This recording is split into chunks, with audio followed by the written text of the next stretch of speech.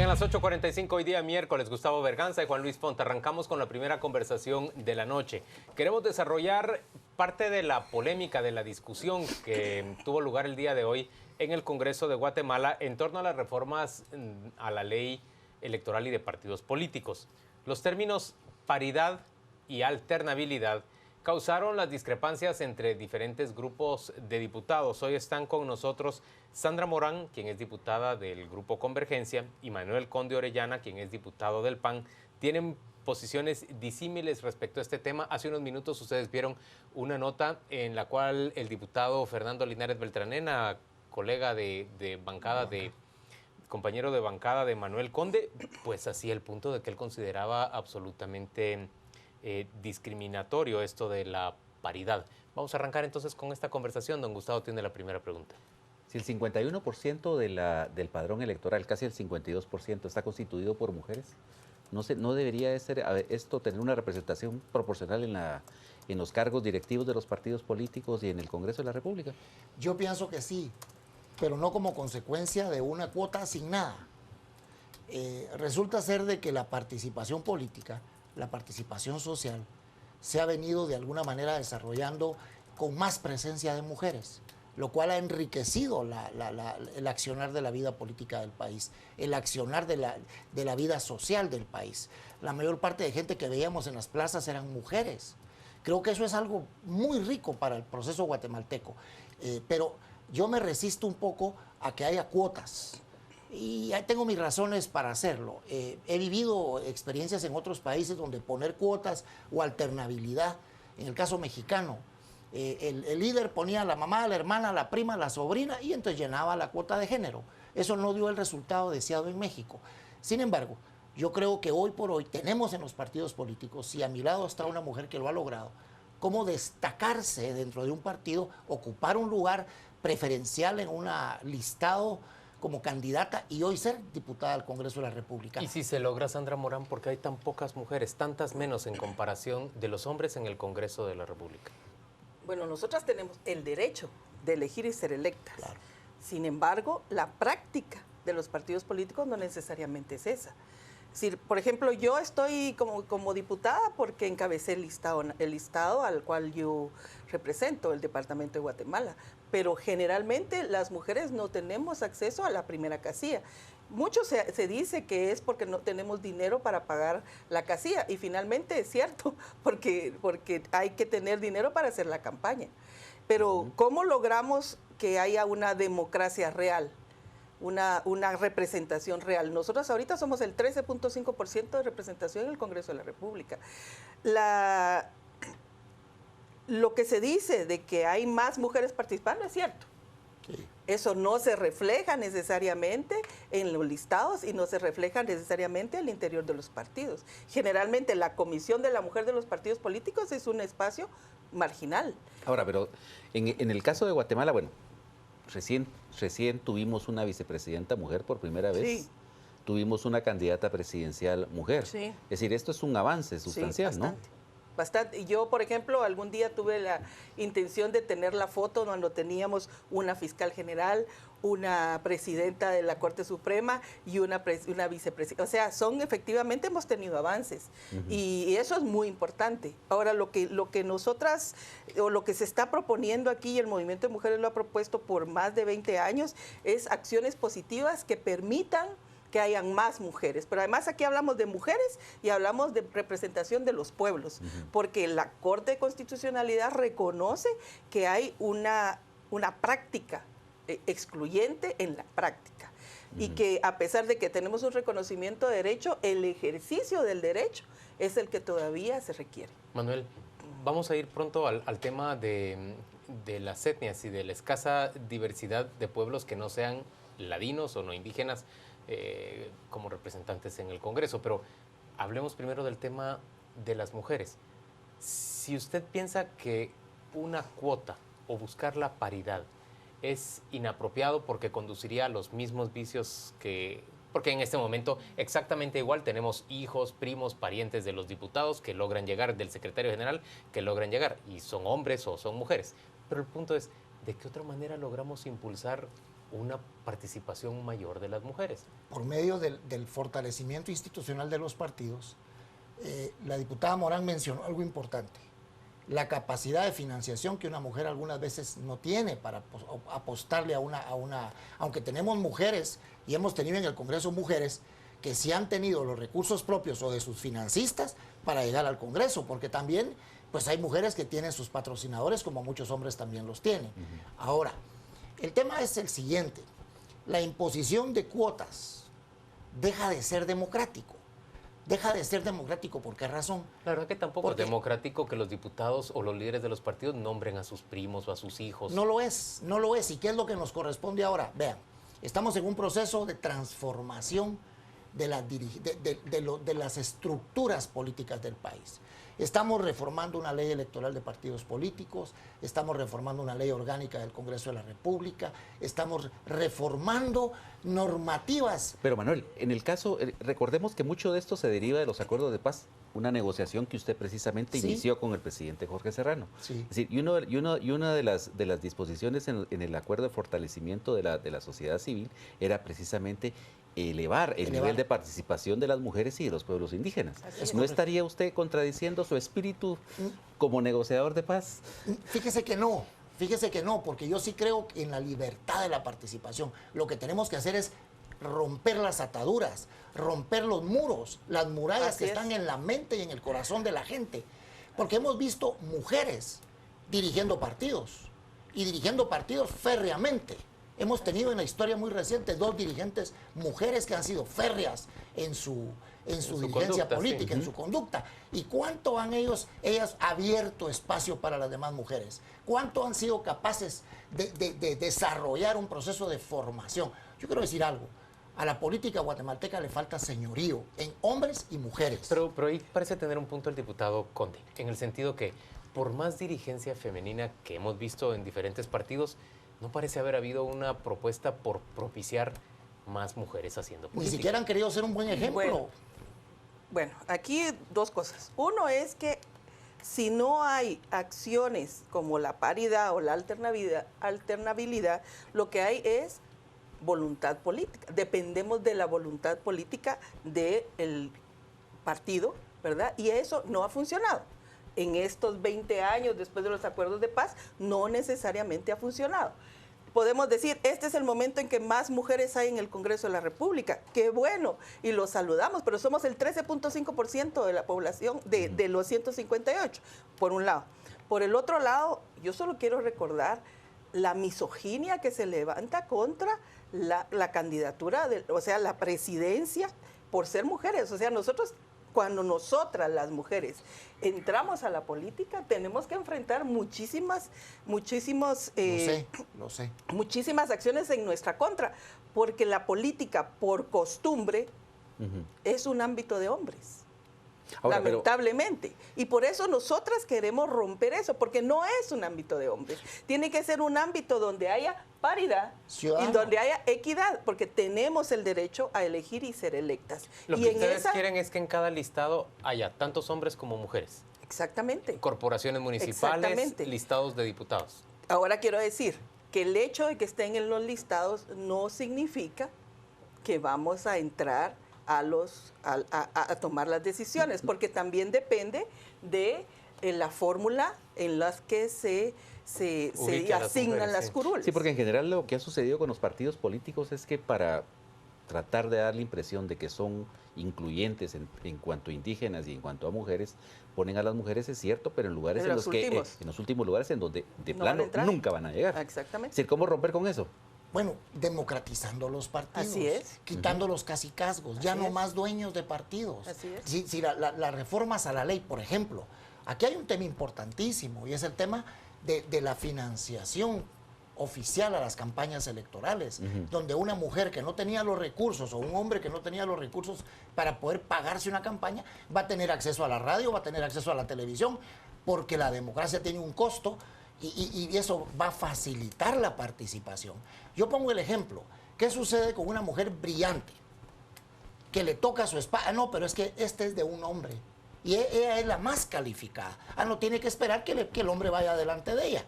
O sea, creo que La democratización de un partido no es por cuotas, sino es por una dinámica interna de un partido. Repito, hemos tenido dirigentes valiosas que han estado al frente.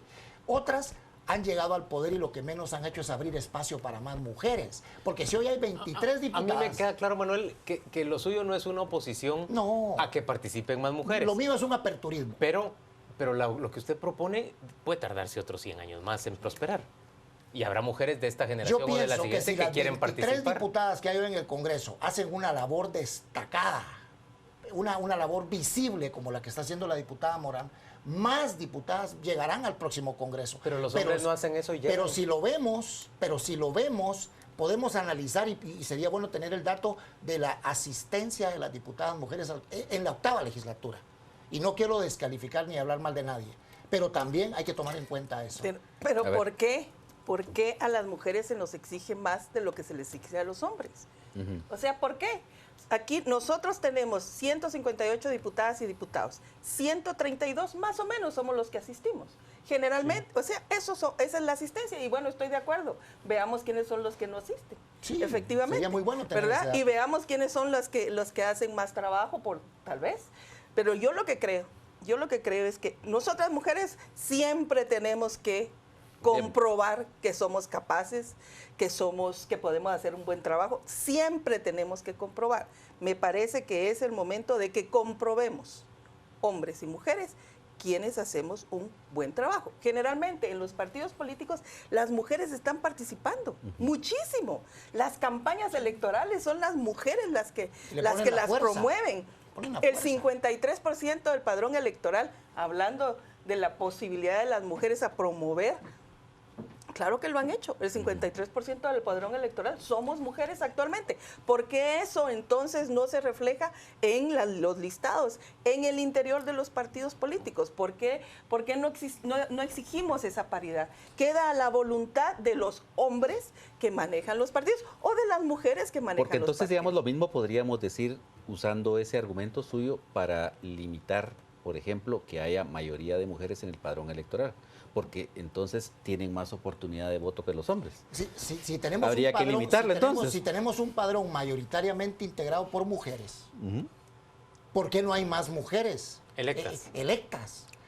Hay algo importante, yo lo señalo así, no quiero personificar nada. Pero los liderazgos políticos de mujeres y de hombres también, pero yo rescato el punto de las mujeres.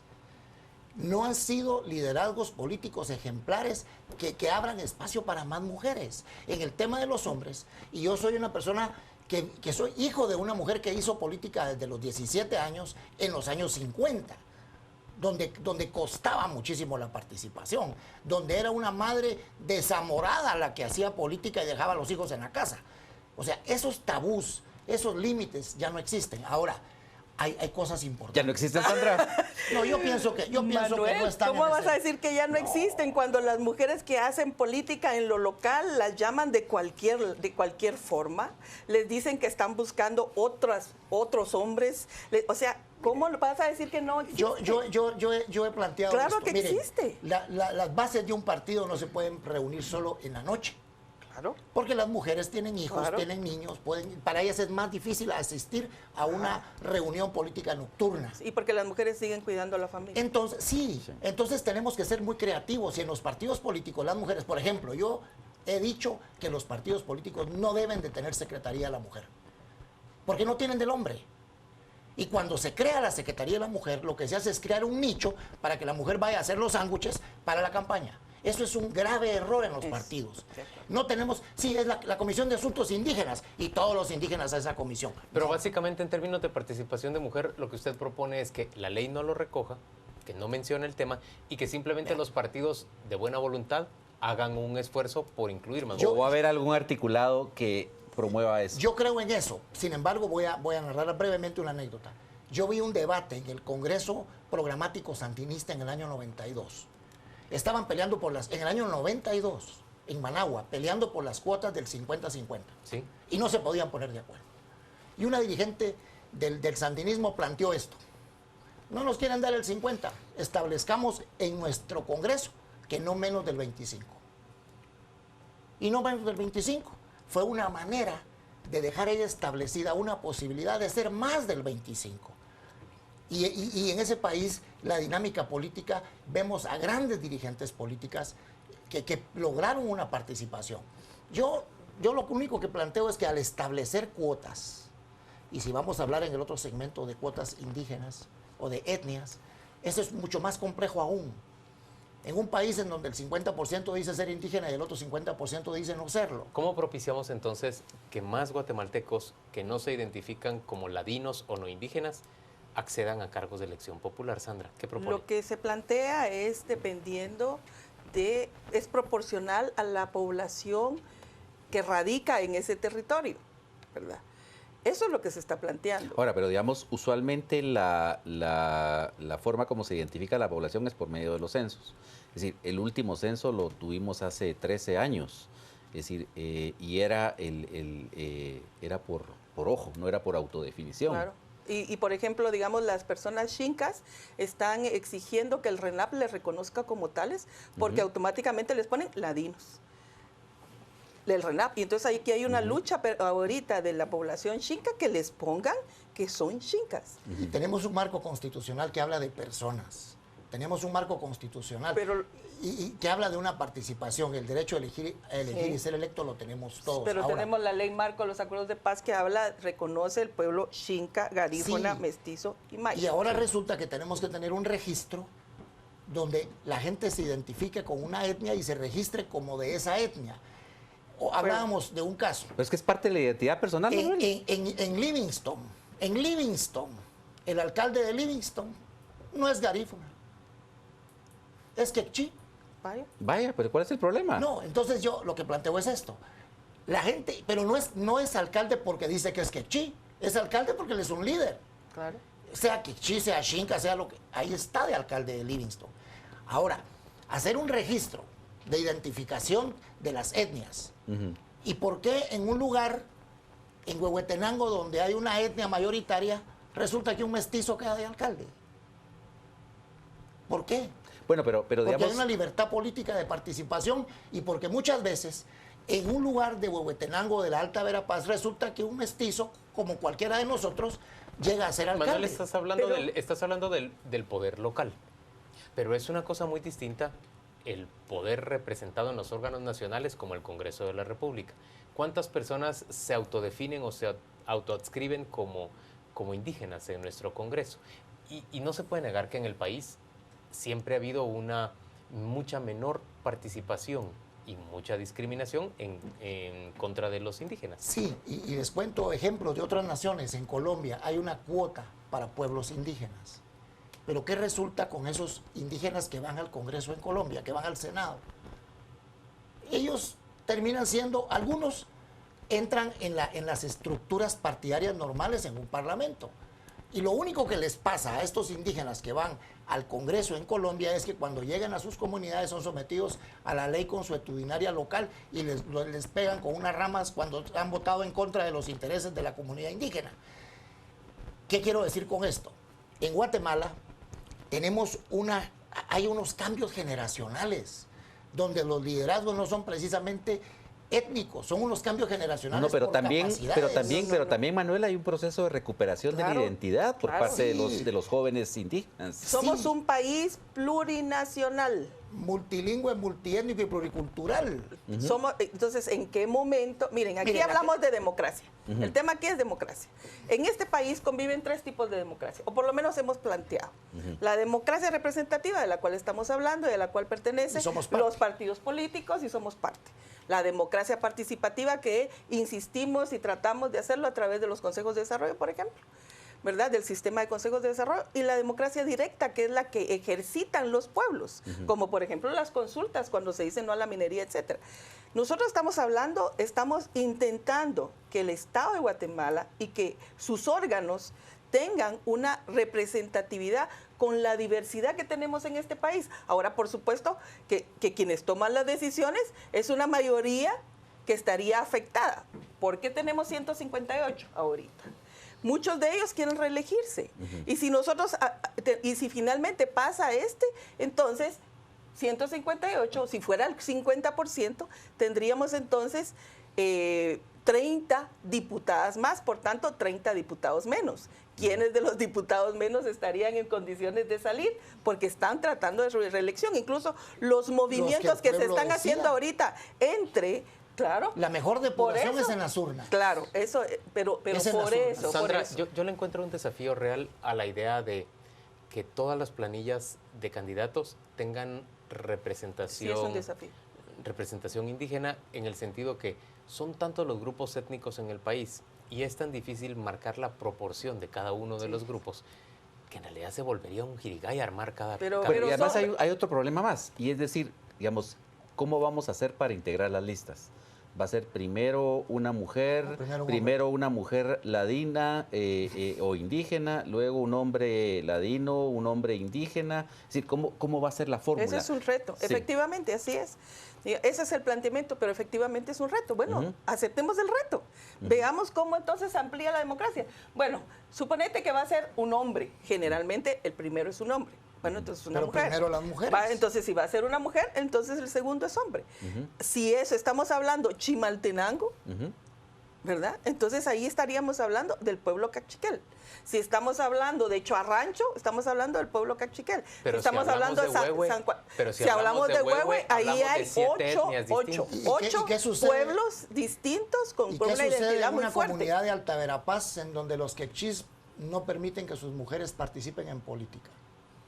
Y no les gusta que sus mujeres Pues, participen por tradiciones culturales, Pero no solamente- por valores Quizá étnico-culturales. habrá mujeres que rompan Entonces, con esa claro, línea de y los las varones. hay. Y Tenemos en el Congreso de la, en el voy Congreso a de la citar un República ejemplo una que mujer creo que es ahorita. muy interesante en la vida institucional y política del país. Se tomó casi por tradición y costumbre que la ministra o ministro de Cultura debía ser indígena. Así es, como ventanilla. Entonces era como el Sí. toque folclórico del gabinete. Sí, correcto. Y no tenía las capacidades para ser ministro de Cultura, pero tenemos que tener un indígena en el Ministerio de Cultura. Hoy tenemos un chino, Un chino guatemalteco. chino chapín, pero se tomó como una tradición que debía ser una mujer o un hombre indígena el que fuera cultura, y tal vez no tenía ni la menor idea. Ahora, también es cierto que nunca hemos pensado en un indígena para canciller de la República. O para Cuando presidente del puede Banco de haber Guatemala. Muchos que sean capaces. Claro, para presidente del banco, para ministro de Finanzas. ¿Por qué no tenemos en economía un indígena de toto, vigoroso, ¿Por qué que no? conozca la economía del país y que no solo piense en bolsa de valores en Nueva York? Porque sino que- básicamente la política está cerrada para el grupo Sí. étnico dominante. Exactamente. Porque es Pero- fundamentalmente urbano. Pero tenemos que abrirnos a esa participación. Exactamente. Es lo que está proponiendo la Sí, diputada. pero con no la- por ley, no porque nos lo manda una ley, sino que porque hay un desarrollo. Pero tú puedes político. tener una buena voluntad. Sí, la Perfecto. tengo. El PAN entonces tiene una gran voluntad para hacerlo y ahorita que se amplíe todos los órganos de dirección, todos los órganos, entonces el PAN va con esa voluntad a concretarlo en la. Pero si el partido PAN lo tiene, ¿qué pasa con los otros 18 o 21 partidos que tenemos y que posiblemente, ¿me entendés? Comprendo, o sea, ¿me comprendo. entendés? O sea, Vean. puede haber voluntad política en un partido y lo celebro.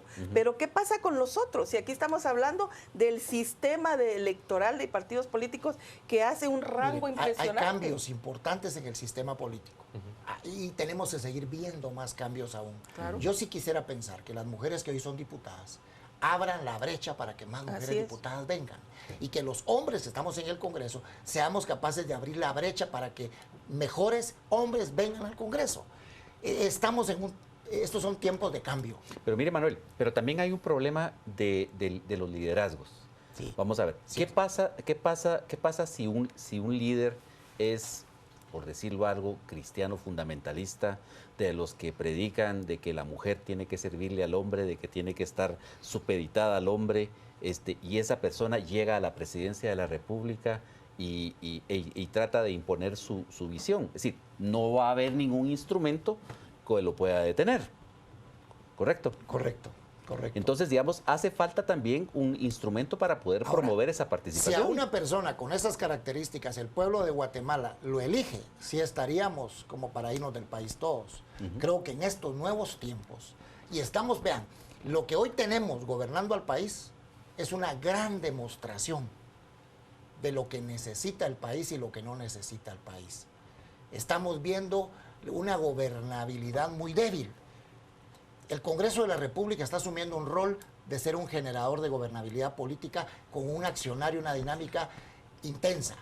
Tenemos que generar los cambios, tenemos que lograr que nosotros no podemos legislar trajes a la medida para nadie, tenemos que legislar leyes generales para una sociedad integrada por personas que ojalá podamos pasar de una sociedad de habitantes a una sociedad de ciudadanos. Así es. Y Sandra, cierra este programa. Así es, pero nosotros hasta ahorita no sabemos el gabinete completo porque no se ha terminado. ¿Cuántas mujeres van a haber en el gabinete completo de una nueva política, como se dice? En el Congreso de la República, la Junta Directiva no tiene una sola mujer en un nuevo momento de política. Entonces, la realidad es que sí necesitamos instrumentos, Manuel. Necesitamos instrumentos para que no sea voluntad, para que no sea la decisión solamente de unos pocos.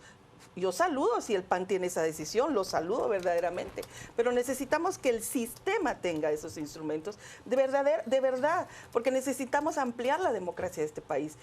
Necesitamos que sea una verdadera democracia donde todas y todos estemos, pero ¿cuál es el miedo de que lo hagamos? Yo creo que lo que debemos buscar es que se vote por lo mejor. Hombre o mujer, pero que se vote por lo mejor. Eso es justamente lo que se está diciendo en este momento en redes sociales. Gracias a ambos por participar y vamos con Rocío Lazo. Ella nos cuenta a partir de esos comentarios exactamente qué es lo que se comenta respecto de esta conversación.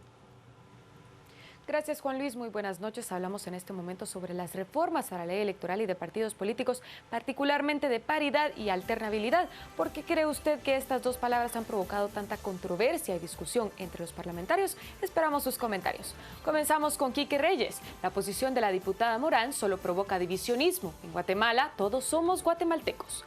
Carlos Roldán, eso de fórmulas y proporciones es una utopía. Mejor leyes más generales y apertura a la participación. Gerson Sotomayor nos dice, es necesario que salgamos de posiciones racistas y discriminatorias, sí a la igualdad real. Julio Mérida, la cuota debería ser 100% capaces, no importa si son hombres, mujeres, gays, indígenas, no sean ridículos. Juan Gutiérrez, qué ridículo, para ser diputado se necesita ser una persona honesta y preparada, no importa si es mujer, hombre u homosexual. Luisa Leiva, Manuel Conde está defendiendo sus privilegios de hombre ladino, no le importa el fortalecimiento del Estado democrático. William Lone, porque el hecho de ser hombre o mujer no es ningún indicador para la idoneidad de un cargo. Y por último, Boris Alvarado, la política no es cuestión de género, es cuestión de gente capaz. Les recordamos que en Facebook y en Twitter nos encuentra como Canal Antigua. Es momento de ir a una pausa comercial, pero al regresar estaremos hablando acerca de las elecciones en Estados Unidos.